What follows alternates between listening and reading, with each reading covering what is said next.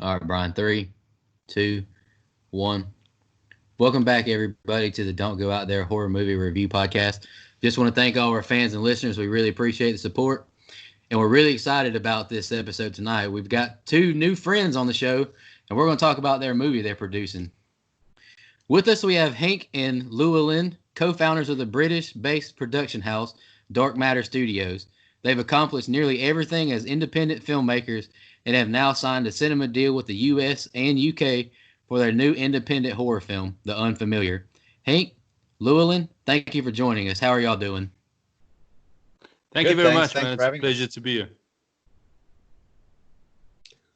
So, guys, we got a little bit of a sneak peek of your trailer, and the movie looks amazing. I can't wait for everybody else to see it. Can you tell us a little bit about The Unfamiliar? So it's basically about a British army doctor comes back from war, thinking she's got PTSD, only to find out there's something more sinister going on in her house. So that's basically the elevator pitch. Okay. Does the movie have a little bit more of a philosophical or a hidden meaning than what you just described, maybe? Oh, absolutely. So it's the word "the unfamiliar" gives you a clue of the subtextual, the poignancy of the film, and it actually delves into the idea that we face the unfamiliar all the time in our lives, as per very relevant at the moment. And we're not sure when we come back from war if our family is going to be the same. I mean, so it's a mother coming back from war and her children has changed. She doesn't know. She's looking at a young kid. He's behaving very odd. She's looking at her husband. He's behaving out of character. And she doesn't know whether the war changed her, whether her family changed, or where does she fit into the family nucleus. And that idea gets escalated as we go to Hawaii and we delve into a very unfamiliar mythology. And so it explodes into her face of what is going on? And that's really the purpose of the plot, was to leave you breadcrumbs all along the film, to just leave you little clues of where we think we're going. And sometimes we surprise you and sometimes we lead you in another direction. But at the end of the day, everything about this movie and the way it's structured is unfamiliar. Oh yeah, guys, this has been a weird year. Can y'all tell us? Can you just break it down and tell us what it's like to produce a movie during this quarantine and this crazy year of 2020? Yeah, I think on the outset, as an independent producer, you always have challenges. But this has been if your challenge was a fire, somebody just threw napalm on top of the fire and it just became much bigger. Right. But to be honest, the one place where we were very lucky is that we had managed to wrap production before, obviously, the pandemic took place. But as you know, from a producing perspective, once you've actually produced the film, that's only half your job. The other half of the job is actually to get it out to the audience and to sell it and to, make sure that you have a really strong marketing plan, that you're teaming up with the right distributors. And we managed to pull that off. Actually, Henk and I left the US mid-February to come back to the UK, and then I came back to South Africa. And shortly after that, we did the deal with, Vertical for the US, and then we did the deals for the UK and for South Africa, and then all the other territories. But I think, to answer your question, during the pandemic, the biggest challenge now is to get through all the noise, because the cinemas have closed.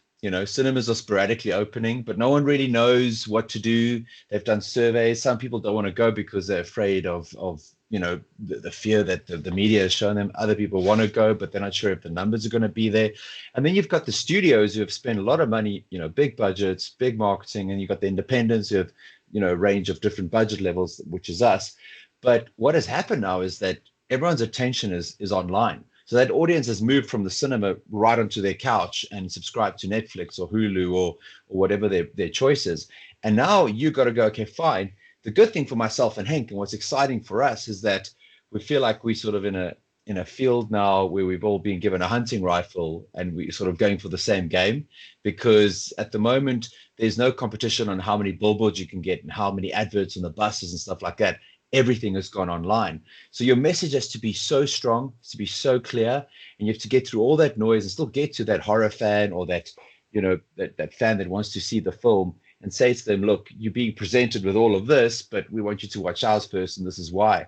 So I think that challenge is always there, but I think more so there because everybody is online now. So you're online not just with your film, you're online with everyone else that is fighting for that attention economy from the consumer. So I mean that is very challenging. But so far we've been, working 12 hours a day because we've got nowhere else to go, and just work on the marketing plan and get it out to the audience.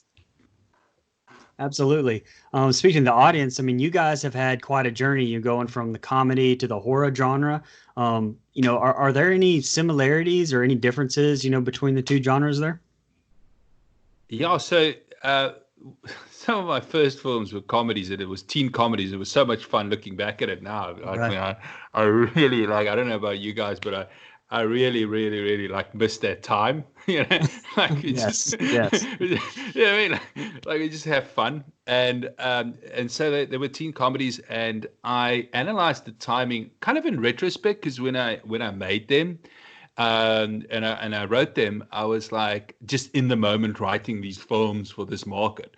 And then I thought, there was an actual timing to a laugh, and there's an actual timing to creating tension.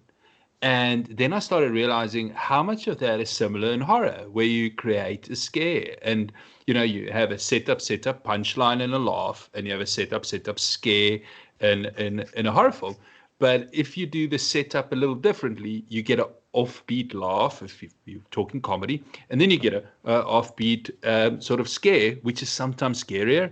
So the timing, if you look at almost like from a musical perspective, and when you're making a horror, it's very similar to comedy. And there was so much I learned.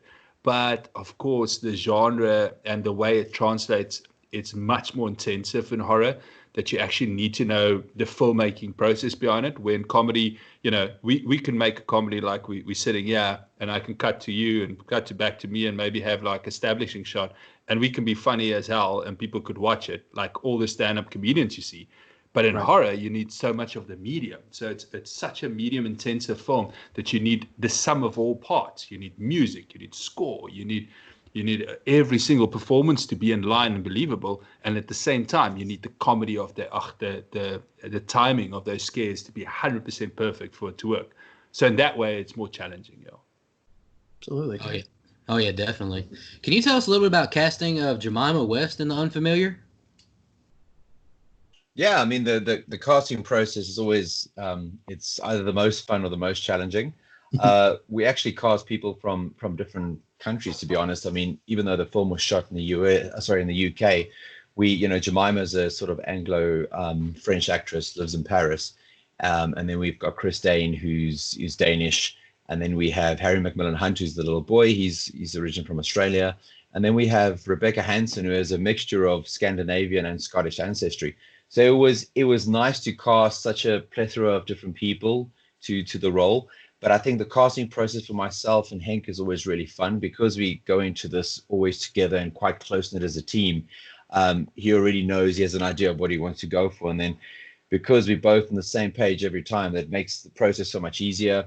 We had a casting director called Sophie Holland, who was fantastic. And then Tori Butler-Hart, she helped with casting as well.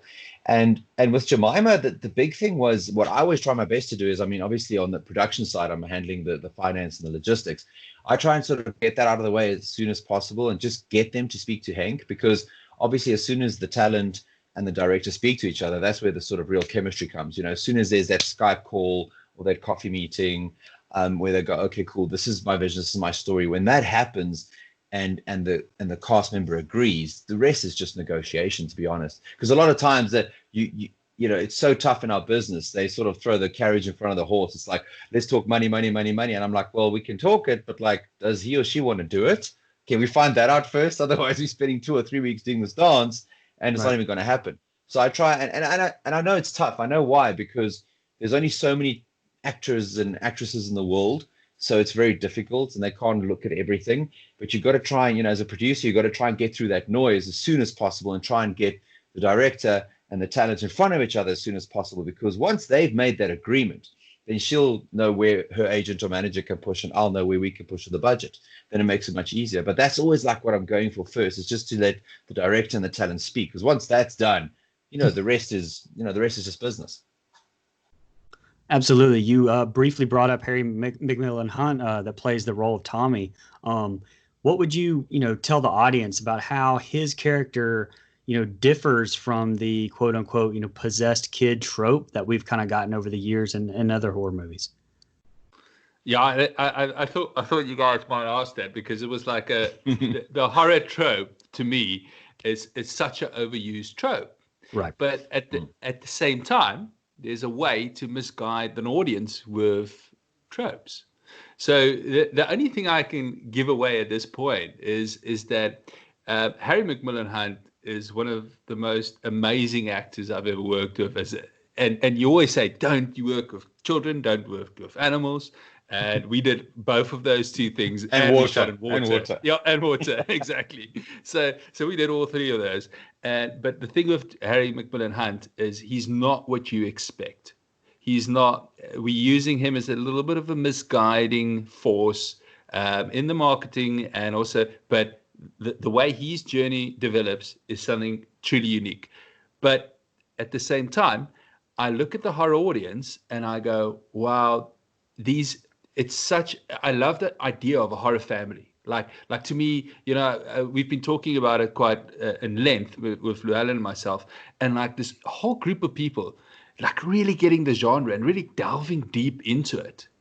And with creating these tropes, I really had to study them, because it was like a course I had to do in understanding the horror genre of all these tropes, the way they use the camera, the way they use the sound, which we previously talked about, but also how I can use these horror tropes in a unique way and show you maybe an angle you haven't seen before, but at the same time paying homage to what it is. Yes, it's a spooky kid. Yes, he may be possessed.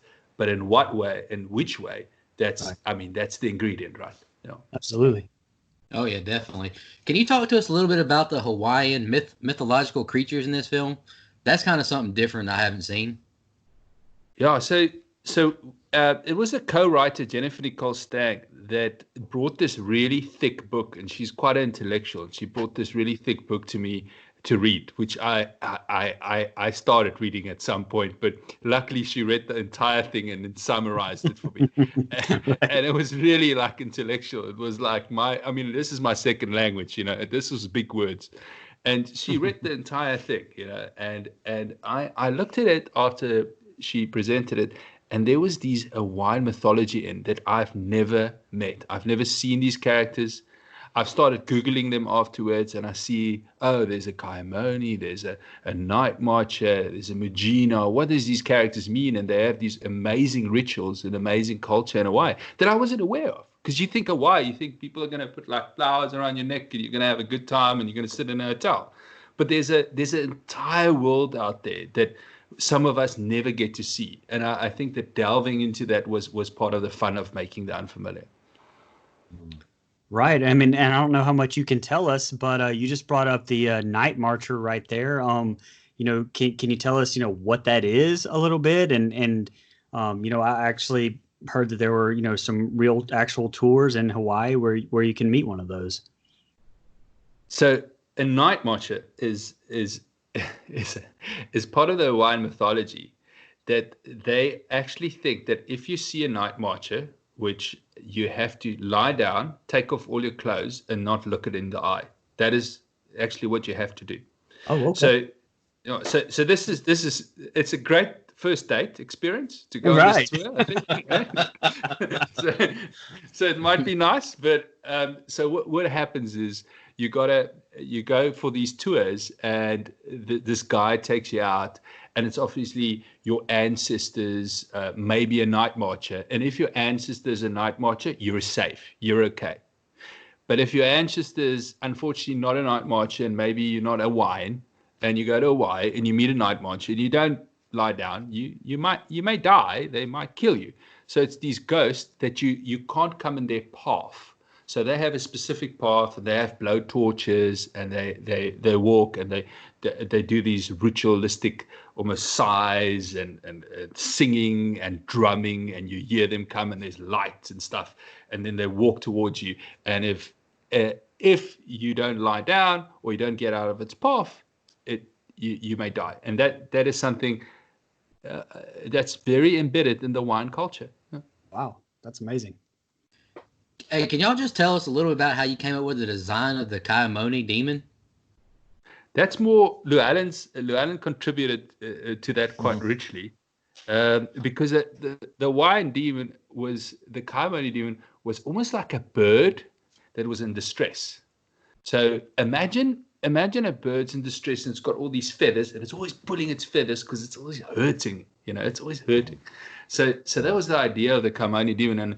And then, I mean, we sat in a coffee shop, and I think you should tell the story about how the sound developed. Yeah, we were actually sitting in a coffee shop, and then we had a great sketch artist, Israel, who's a lot of his sketches were sort of releasing on social media, and he sketched the idea of what the kaimoni looks like. You can find some old sort of folk tales online about what they imagine the kaimoni to look like. And the kaimoni is obviously quite a fearful deal. I mean, the night marches, that's the only thing that they're sort of afraid of is the kaimoni. If the kaimoni screams, the night marches almost sort of get away. So it's top of the food chain kind of demon. Oh, okay. And when we were reading about it, it made me remember when I was a kid. My dad he's really into pets, and we had these exotic birds and parrots, and we collected a lot of them. And there was this one parrot specifically. It's an African grey. It's a very famous parrot that people have out here, and it's quite an intelligent parrot. It comes from the Congo originally, if I'm not mistaken. And they have the sort of vocabulary intelligence of like equivalent almost to like a 4-year-old human being. So they're quite emotional, and they're quite attention seeking, as most toddlers at that age are. And we had this parrot, and what he would do is, if we didn't put a blanket over him at night, he would feel distressed, and he makes these horrible screeching sounds that goes through any human being. It's just a horrible sound. And when you get there, it'll be sitting there and it'll be plucking its own feathers out, almost in like anxiety. You get people that'll scratch themselves or cut themselves, or everyone has like sort of a little thing with their anxiety. And this parrot used to make this like blood gurgling sound when it screams. And we were sitting in that coffee shop and we were designing things, and Henk was talking about the claws and things. And I said, well, imagine, the kaimoni is this demon-like character, but has these feathers in its back, but there's only remnants of it because of all the torture that this demon goes through. It just pulls its own feathers out the whole time. It's almost like it leaves a trail of it behind as well. And then that sound, I mean, because you've got to imagine anything that scares, if the night marches are scaring everyone, what's going to scare a night marcher? So it must be a sound that sort of just cuts through everything and just makes everyone know that the kaimoni is there. So, and I mean, if you ever hear like the sound of a tortured or screaming parrot, it's pretty unsettling. Oh yeah. I can't say that I have heard that lately. No. Look, I'm so glad you guys chose to go this route too, but you chose to use more practical effects, which we're definitely bigger fans of, practical effects over CG. What made you guys choose to go that route? I think the idea of 8K television scares us, so the idea that people will actually get a television that sees all your CGI, it's very scary. So old school is sometimes just better because yes, you know what I mean? Like it just takes more time to in camera think about it. You got to think, okay, what am I going to shoot here? How's it going to cut together? What is the audience imagination capable of? Because the audience is so imaginative that I a lot of times believe less is more. So Yeah. So we don't even like with the kaimoni and the night marches. You see glimpses of them. You see some of them, but we didn't stay on them. We had the monsters there, but the way we shot them was different to what people would expect if you just had this amazing caricatures there to shoot. And we sort of had the same idea with the in-camera effects, where we would show you someone dropping through a table. And we would physically figure out how would we do that, or someone underneath a car that just drops towards her, and we'll physically have a car there. And sometimes it's a little bit of a practical effect, but that will be physically a car. And I promise you feel it. Like there's nothing like a true reaction to an event, watching it on an actress face, seeing the car dropping into the screen, and even me sitting there in front of the monitor going, oh, like this. That is the reaction you'll have as an audience watching it because it was real, and I think that authenticity plays such a big role, and the more in-camera effects you can do and successfully do, the more authentic your emotions are, the more authentic your film feels, and the better it will age. Yeah, and I'm so glad you brought that up about being the less is more thing, because, I mean, we love The Conjuring. I love The Conjuring. And, if you just look at that film, we reviewed it. And I said this, during that review too, that, the first half of that film, when you don't see all of the demon, it actually is scary. It's terrifying, like, because your mind fills in those blanks and it makes it scarier. And it actually lessens that whenever they finally do show you and they have the big finale in the third act. It honestly, for me, lessens the scare factor, because now you don't have those blanks filled in. Now you've got what's in front of you. So I'm glad you said that. That's great. Absolutely. Yeah, and your mind is, that power of suggestion. Like, even there was this one scene in The Conjuring where the little girl says it's standing behind the door, and the camera shows you behind the door, and you're looking in, your brain starts designing something. You're like, is there something there? I don't know. Is it? And I think that's so much better, because sometimes if you make the monster too much of a character, then it's not that scary anymore, because the monster is now almost part of the cast. Whereas if the monster's suggestive, it's never really a part of it. So the characters are the people under threat, and the monster's always in the distance. Because if you see the monster too much and there's a backstory, then you go, oh, hang on, now it just feels like a character in the movie. And that's very fine balance to get. Yeah, that's 100% what makes Paranormal Activity terrifying for me. For sure. Exactly. At all. I have created this in my head and never showed it to you, so. Exactly. Talk to us about the search for the truth that's explored in The Unfamiliar. I think that it ties into what I think of the horror family and the way they dare to go into the darkness to find light. And I've seen that over and over. Like, I've always watched horror films, and Llewelynn actually asked me, listen, we got to do a horror film for our company. This is a good thing to do. He loves the genre. And I said, I don't know about it. And he dropped me this box of DVDs and stuff in front of my house. And it was the scariest 2 or 3 weeks of my life. I watched the DVD every night, and it was petrifying. Like, I promise you. And then after 3 weeks of that, I started getting into it, and I started seeing the thematics, and I started exploring how people are brave enough to go to a dark place to find light. And you've mentioned The Conjuring. Now, I'm not a very religious person. After The Conjuring, I prayed. I had a prayer, because I was like, I'm so scared I'm going to pray. and it was the first time in 10 years. So even a horror film like that, which you think like it's about demons and it's about this and that, it made me pray. So if that was the Conjuring's goal, it succeeded. Right. So you know what I mean? So you can have a poignant thematic, whatever it is. I don't care whether you want me to pray or whether you want me to understand, let's say, like the unfamiliar better and face your demons. I don't know what your thematic is. Whatever your thematic is, you can put it in a horror film, and audiences will go there with you, and they'll go to a very dark place, and they'll ask very interesting questions, and they will want to have light on it. And I think that's really brave. And I think that's amazing. And I've discovered this in doing the Unfamiliar, and I'm so excited about it that we want to do another one. Like, I've done a lot of comedies, and now I want to do another horror film. So I think that's quite amazing of the genre. Yeah, absolutely. Hey, shifting gears just a little bit. I mean, there are some horror films that I've heard that are actually banned in your home country. Can you tell the audience listening what are those films, and can you tell us a little bit about maybe why they were banned?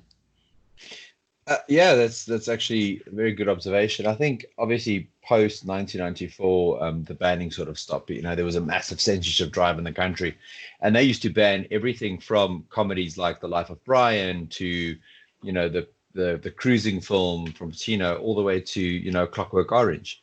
Those kinds of things were very taboo. It was a very conservative place. I mean, pre 1994, it was extremely conservative, very nationalistic. The country was run a little bit differently. So those films were very, very, difficult to see. I mean, at a stage, I was speaking to my father-in-law. He He works for the Film Publication Board in South Africa on censorship, and they banned at a stage they banned Black Beauty, not knowing that it was about a horse. They just banned it because of the title. So they were so strict in like the 80s and the 90s in South Africa that it was really, really tough to get anything that would either be anti-establishment or would be, you know, taboo or to do with prostitution and horror especially. I think, and I'm speaking a correction, but some of the Exorcist films as well, there was no way they were going to, bring them into the country. I mean, so you would hear about it, and I was at school, I was in English school, and then you'd have friends who have family, who are very British, and they come abroad and they bring the VHS tapes like contraband into the country, and you go to someone's house and watch The Exorcist secretly on a VHS tape. But yeah, so the big thing around it was just, it was very government enforced, and it was quite a strong censorship. So then post 95, you remember, I mean I'm a bit older than you guys probably, but remember those Blockbuster video shops where you had all the videos, and then all of a sudden the horror section grew tenfold, post 1994. It was like, wow, there's like 10 of that, there's 20 of those. So things changed quite a bit. And then that's when I realized how the horror was such a huge genre. It's the one genre that I noted as a kid going, wow, it's the most sequels, prequels, remakes, and even crossovers. Like, this horror character is going to meet that horror character, and they're going to make a movie about it. It was just this amazing like world of film and ideas. And for that reason, Henk and I were speaking about the other day, we find it's a very intelligent genre because it goes in so many different directions. And a lot of people are afraid of it, so they don't even delve in it. And some people just don't want to understand it. But I think it's a very intelligent and it's a very interesting genre to delve into. Yeah, absolutely. Oh, definitely. This was really fun, guys. We really appreciate you joining us. Do you want to tell the audience a little bit more about maybe when the trailer is coming out or when the film is releasing? So the trailer is coming out on the 24th of July. The film is releasing in the States on the 21st of August. And then if you're in the UK, the 11th of September. But the best is to find us on social medias at unfamiliarmovie.com. Yeah. So that's basically, I think we're going to do so many cool, unique things because we're all sitting at home trying to entertain ourselves that you should really go check us out on socials because we get bored quite quickly. So we're going to do all kinds of stuff, and we've got great people helping us with it. Yeah. Yeah, you guys really should check this out, and I can't wait until that trailer drops because I'm telling you, it's gonna impress a lot of people. I was very impressed when I saw it. So you guys, without even seeing the movie, I know you guys have done a great job, and I can't wait to watch it myself. Thank you so much, Brian. Oh yeah, the trailer was great. We're not promoting any other movies, but I got a lot of Conjuring vibes, and I'm not going to name all the other ones because this isn't about them, but I got a lot of vibes and references to other horror films that I love in watching this trailer. And I'm really excited to watch this movie, honestly. And we'll review it, too, whenever it comes out. After we get to watch it and take notes on it, we'll definitely review it on our podcast. And we'll even have y'all back on if you want to join. We'd love to have you back, too. Oh, that'll be fun. That'll be fantastic. Awesome. Okay, thank you so much, man. I appreciate the support. I love that kind of horror movie that y'all are making and the unfamiliar. It's I love slasher movies. Obviously, my background is Jason Voorhees, but I love that genre of the horror. It makes you think.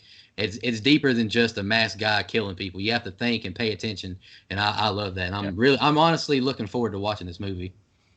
Awesome. Yeah, thank you very much for talking to us just after you saw the trailer. We really appreciate it because it's like the algorithms are the gatekeepers at the moment.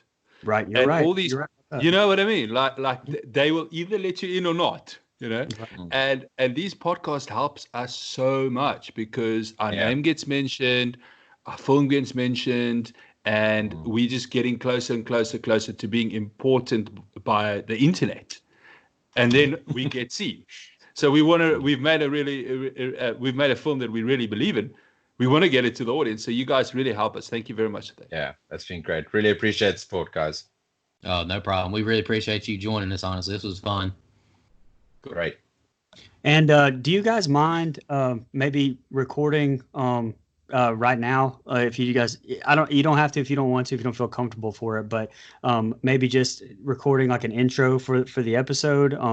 Maybe just saying your names and you guys are creators of the Unfamiliar and that you're listening to the Don't Go Out There horror movie podcast. If you don't mind, would you guys mind doing that? Of course. Don't Go Out There horror movie podcast. Yes, sir. Okay, cool. So we have the Don't Go Out There horror movie podcast, and we're super excited. So I'm Henk Pretorius, the writer and director of The Unfamiliar. It's very cool to be on your show, guys. My name is Llewelynn, and I'm the producer of The Unfamiliar. Awesome. That works. Thank you guys very much. Works? Cool. Appreciate Awesome. it. Thank you, guys. Y'all stay safe. Thanks, guys. You too. Have a great evening, guys. Dude, You bye-bye. Cheers, guys. Bye-bye. Bye-bye.